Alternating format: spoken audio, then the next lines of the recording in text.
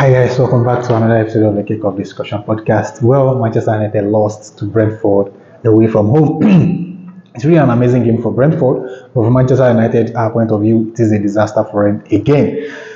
And first and foremost, I have to begin with the manager because, again, they will question his ability to manage this team, and again, they will also question his lineup.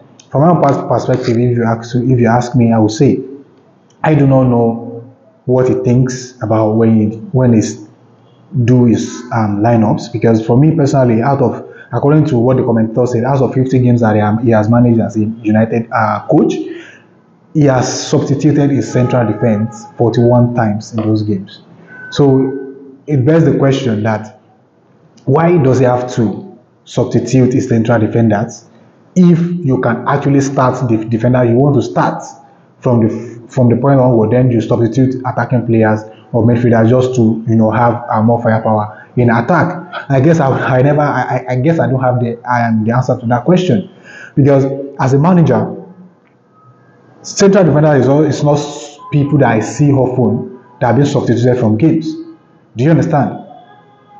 It doesn't happen often, except when they are injured, or on rare occasions maybe the pressure is too much and you see one of them that is too tired to continue. Those are the moments that you see managers withdraw their center defenders.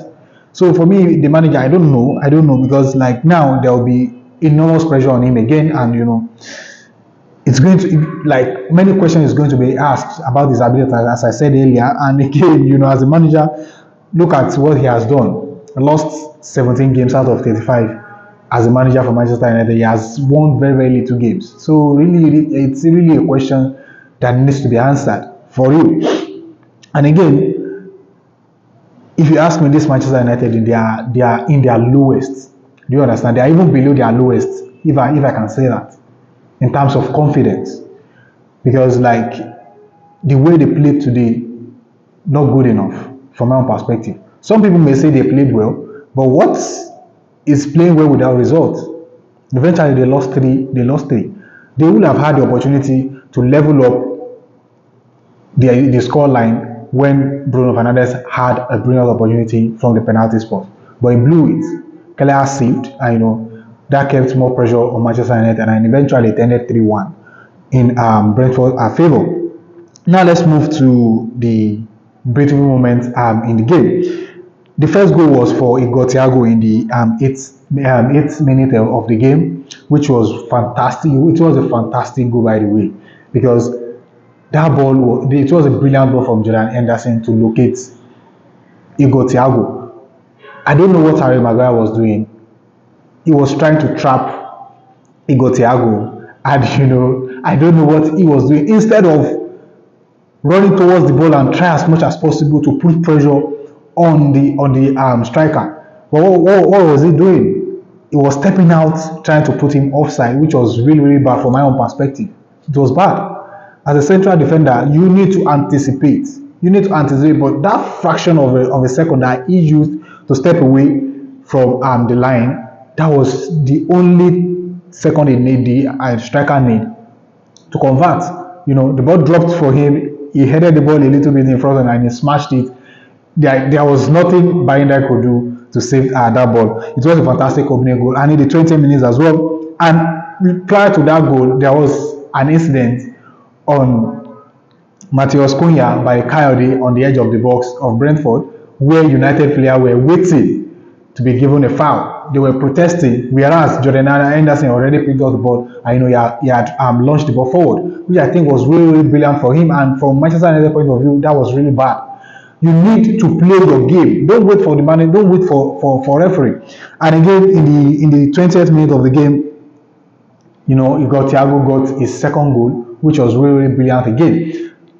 Today, United's defense was horrible in terms of defending long balls, and they conceded 2 in the first half, which were both goals were from Igor Thiago. Again, it was a long ball from the back to locate Igor Thiago, who chested the ball, who dropped the ball down with his chest for his teammate.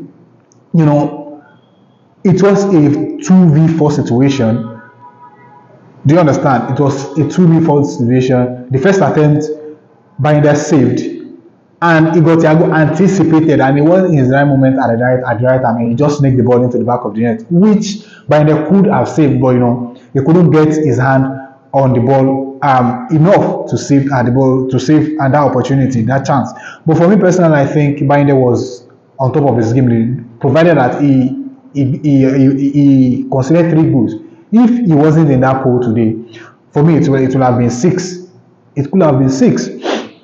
He made brilliant saves, to be honest. He made brilliant saves, and I'll still talk about him later in the video.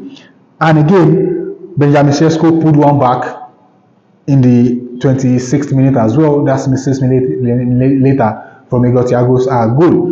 For me, I think that was a brilliant goal for him, and I would say that Mbeumo put Claire under pressure, which I think was brilliant for him. If not, I think Claire would have had the opportunity to save the ball. So for me, like, he saved 3 times before Benjamin Sesko eventually scored. The first was the punch he had when Mbeumo put him under pressure. He couldn't get his hand on the ball well, and Benjamin Sesko hit it the first time. He saved before the second time. He saved as well before he smashed it into the roof of the net on the third attempt. It was a brilliant goal to boost Benjamin Sesko's confidence, because that is obviously his first goal for Manchester United this season. And again, Ouattara had an opportunity to put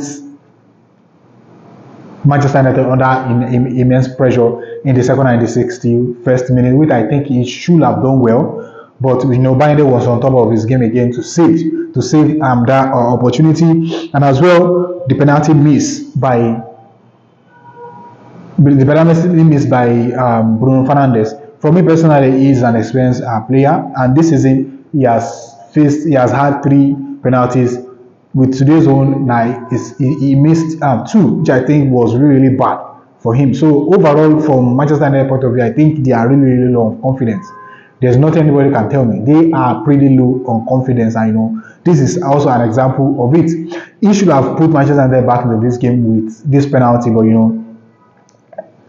he could not, because Keller also saved that opportunity. And in the 96th minute, Jensen, who was a substitute, scored a brilliant, a fantastic goal to give Brentford a 3-goal and 3-point advantage into this game. So for me personally, I think it was a good game. But moving on to individual performances, Bayendel, for me personally, I think if he wasn't in that goal, as I said earlier, I think United would have considered 6 or 7 goals in this game, because he was on top of the game, and he was able to keep Manchester United going. But the level of confidence that United players have did not help them to secure any point out of this game. And Thiago, the man of the match for me, it was really fantastic, most especially in the first half.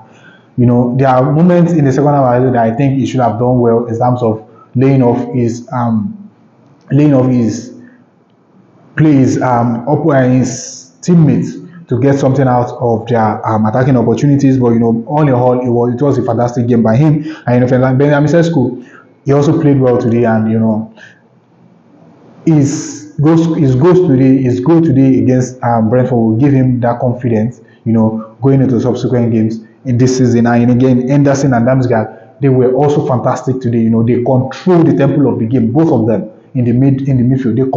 They composed the game the way they want the game to be played, and there was nothing Manchester United's midfield could do to make sure they limited the prowess of these 2 midfielders. For me, all in all, I think I will put all the blame, majority of the blame, on Manchester United defense, because they were poor. Do you understand? They were really poor for my liking. Do you understand? And with what the manager is experimenting, I think substituting his central defenders is a no-no for me. I think from the point onward, he should have known and stick to his central defenders and work more on his midfield and attacking players, just to make sure they get into the game the way they are supposed to get into the game. So these are just my own opinion about the game. Drop it down in the comment section. Let me know what you think. If you're just coming across this video for the very first time, please do well to like, share, subscribe. And if you're already here, please scan the smiley button and drop it down in the comment section. Thank you very much, and I'll see you in another episode. And bye for now.